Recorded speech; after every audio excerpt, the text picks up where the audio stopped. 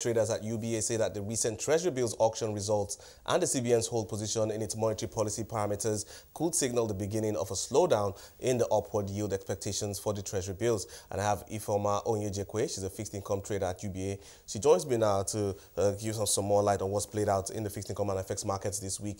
Thank you so much for your time today, Ifeoma. I'd like you to just clarify that stance on how you think the recent moves by the central bank is going to play out on the yields in the market. Thank you, Kenneth, for having me. So like you rightly said, this week in the NTB's PMA auction, we noticed a further decline in stop rates to 8.62 from 8.67 on the long end, while the short and midterm bills remain constant. And if you also notice, the DMO has also almost met their debt goals for the year.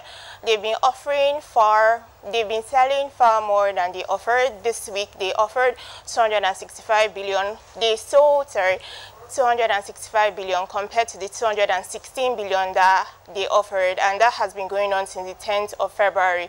So with this trend in reduction in stop rates on the one-year bill, we strongly believe that rates may have plateaued and it would experience further decline in upcoming auctions. Oh, now let's get a fair sense of what else played out in the market this week. Yes, we know about the announcement from the central bank regarding the FX to the Bureau of Exchange players, but what else for you piques your interest?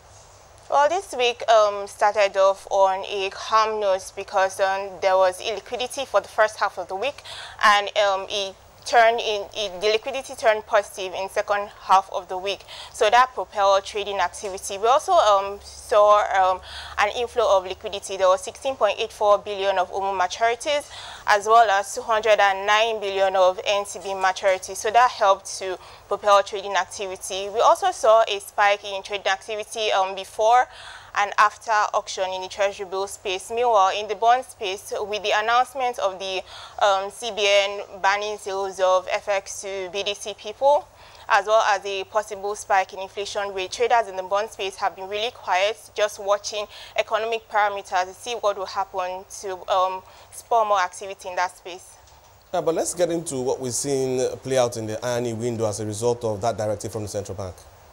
Well, it's been really constant. Rates have been hovering about around 411.6 and 411.67. So that window has been pretty quiet. However, we also noticed that there was no OMO auction this week. For the past 2 weeks, there hasn't been OMO auction.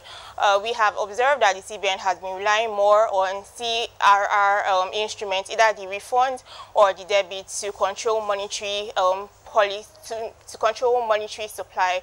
So we think that that would be a further trend in the markets where there will be slowdown in OMO auctions and more concentration on using CRR to control the monetary supply in the economy.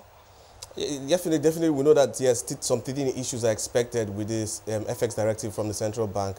Yes, we've seen the bank CEOs come out to support the initiative and also assure that the fact that there's going to be that flow of dollars in there. But I'd like to get what your medium-term outlook for the Naira is. Do you think we could see a deja vu of 2016 when we last saw the same policy being implemented? Well, we're not really sure. The economic indicators this year is very different from what we have seen in 2015. So, but we believe that the CBN is on the right path and they will continue to do all in their part to support the Naira. All right, but looking at the rest of August though, what are your expectations for liquidity? There will be a sizable number of maturity in August, and there's about 613 billion of Treasury bills maturities, as well as bond coupon payments of 49.88. However, I don't expect trading activity to be as much as this month. It will be roughly half of what we experienced this month, because this month over 1 trillion came in. There was a pay down of the July 15 bond of about 561 billion. There was also 591 billion of Treasury bills maturities, as well as 199 billion of bond coupon payments.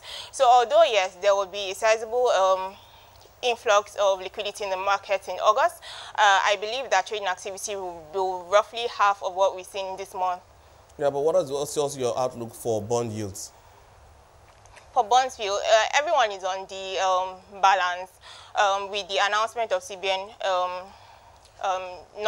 non-stoppance of sales to BDCs. So if inflation rate. There will be a likely spike in inflation rate in the next 1 to 2 months, and that might likely influence bond yields to be on an uptick.